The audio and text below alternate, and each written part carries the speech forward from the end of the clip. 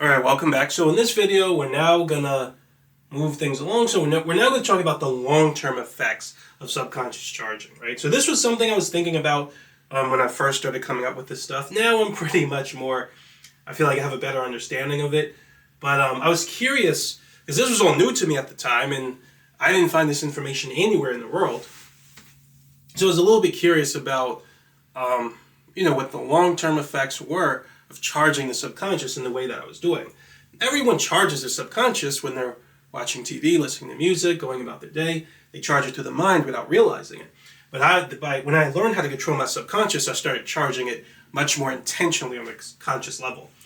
So I was charging it. I guess I would say that the energy intensity of my subconscious reached higher levels and was generally, on average, at a much higher level than probably the average person. So it made me curious to know if there were any long-term effects. And as I really thought about it, I came up with these ideas. I believe that there are. So to understand this, basically I just go over the first point here. Let's go over here. I say the body slightly changes over time in response to prolonged charges. So when you charge the subconscious in a specific way, right? Not if you charge it this way and you charge that way, you charge that way, because the energy keeps discharging, right? So, but if you keep charging it, you're doing the same charge, and you keep that charge, and you make it more and more and more intense, or you keep it at a high level of intensity for a long period of time. It basically causes the body to start to change, and it changes in a way in response to that prolonged charging intensity. So to understand how that works, it's important to understand this principle. So this is one that I haven't talked about yet. I'm kind of saving it for now. So the body also experiences a compulsion from the subconscious, just as the conscious mind does. This compulsion induces a physiological response from the body. So what that means is, in the same way, right, that when I produce an intention, that sends a command to the subconscious responds with a back force, right? So almost like Newton's third law, an equal and opposite force. Doesn't exactly make sense in this case, but you know what I mean. The conscious mind sends a command to the subconscious that changes it or quantizes it, and then the subconscious sends a kind of back force influence to your conscious mind, which we've been calling compulsion, right? Well, that same thing also happens with the body. So the body will send a command to your subconscious, and then your subconscious sends a back force influence also to your body, right? I didn't make a name for that. I just still call it compulsion. But I didn't give it like a separate name to specify when it's to the conscious mind or to the body. But I just call it compulsion. So in other words, your subconscious has the ability to also compel your body, just as it can compel your mind. So that's very important. When a subconscious compels your body, that induces a physiological response from the body. Right? So in every frequency, right? So every different frequency your subconscious switches to, when it charges at that frequency, it compels the body in a way according to that frequency. So we kind of already talked about that idea when we talked about transcendental control, right? So when your body is on, let's say your body is on the humor or the laughter frequency, right? It compels your body in a very specific way that, although it allows you to control your body in a specific way, that's really the way we talked about it, which allows you to laugh, it also induces other physiological responses, right? And that basically most of the ideas we basically spoke about in terms of transcendental control, right? That's really the way you would consciously be aware of these responses. However, there are probably still other physiological responses that are more subtle, right? That you wouldn't necessarily be aware of on a conscious level. And that really gets to this third point. So positive frequencies induce favorable responses from the body, and that's where the placebo effect comes from.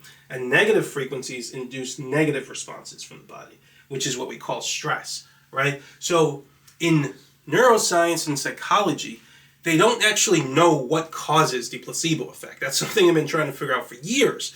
It's an obvious effect. It's very easy to demonstrate, so it's very accepted in science, but they never quite know what causes it. There are different theories on what causes it, but no one's ever really been able to figure it out. In science, everyone else, everyone who accepts the metaphysics of reality obviously knows it comes from your thoughts. That's not even debatable.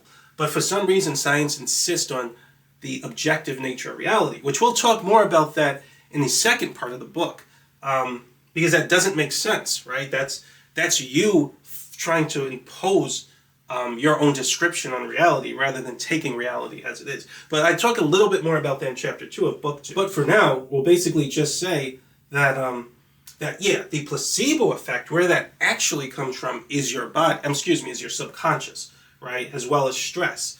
So when the subconscious is charging at any positive frequency, doesn't matter what it is. If it's the feeling of peace, if it's you being in love, if it's you just feeling happiness, which you would call happiness or you would call joy, right? If it's you having fun, it doesn't matter. If it's a positive frequency, it generally induces favorable responses from your body, which generally affect your health. Like you'll notice your immune system's just stronger, right? Your body heals faster. Your organs and your different systems in your body, like circulatory system, digestive system, endocrine system, everything's just working better, like a little bit better, right?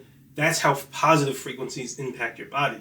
And negative frequencies, so whether you're angry, if you're sad, if you're depressed, jealous, right? It doesn't matter. Whatever the negative frequency is, it's generally going to have negative effects on your body, right? And that's what we know has stress. So it's the exact opposite effect. This is basically the same effect, really, but it's just different frequencies. So if it's a positive frequency, we call this effect the placebo effect. If it's a negative frequency, we just call it stress. Technically, placebo effect could, I suppose, refer to negative frequency too, but we generally don't do that. So, do I want to go here now? Yeah, I think that's pretty much it. Yeah, I think we covered it. One thing, actually, before I go to this next point, just to focus on these ideas. Just to talk about these effects from a more prolonged perspective, if you keep charging your subconscious over and over, or let's say you charge it and you keep it charged up at a fairly high level of intensity, right? And you just keep it at that level of intensity, what ends up happening is your subconscious keeps compelling your body, right? So it's going to keep compelling it very powerfully. So the higher the energy intensity of the charge, the stronger the subconscious compulsion on the body. So when the subconscious keeps compelling the body more and more and more, the body will start to change as a result of that compulsion. And so if you're charging at a positive frequency for a prolonged period of time, your body will change in a way that we generally recognize as good health. And if your body, if you're constantly charging a negative frequency for a prolonged period of time at high intensity levels, again, the compulsion on the body is very strong, we call that stress. And you're going to see, it's like your body's just breaking down, right? Some people, start even losing their hair, right? Just the camera a little. But, some people start losing their hair. In some cases, their immune system will just get weaker, right? They're not healing as well. They don't sleep right? It starts affecting the digestive system. So this will have an effect. It'll just start changing your body, right? So you want to charge at a positive frequency generally for a prolonged period of time. You'll always charge at a negative frequency. You don't have to try to completely avoid feeling negative emotions, right? It only happens when you charge at that frequency for a long period of time. So what's a long period of time? Generally, I would say probably weeks, right? So depending on where you're starting from, you might start to notice more obvious effects. So you might start to notice more obvious effects when you're charging for a couple weeks. But then it also depends on how intense the charge is. So if it's really intense, then you might notice it after a couple days. So, and then just to go over to this next point, what also happens, right, is that your brain will actually change in response to this compulsion from the subconscious. So it can actually grow in response to it. So researchers at and I put this in the book, and I let me just actually read it first. So researchers at Wake Forest University Medical Center found that the brain grew in response to participants practicing to juggle, right? And then it shrunk again. They were practicing for a couple months, and they found that part of the brain responsible for the activity of juggling grew. But when those participants stopped for a couple of months, they found that the part of the brain shrunk again. So basically what I'm getting at here is that when you charge the subconscious for a prolonged period of time, it'll actually impact your brain.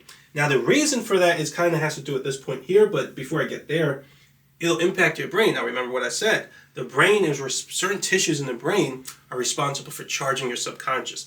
So if you want to have a certain performance level, so in this case, what these people that were practicing to juggle were doing, they kept holding the intentions related to the activity of juggling. They kept holding the intention to juggle.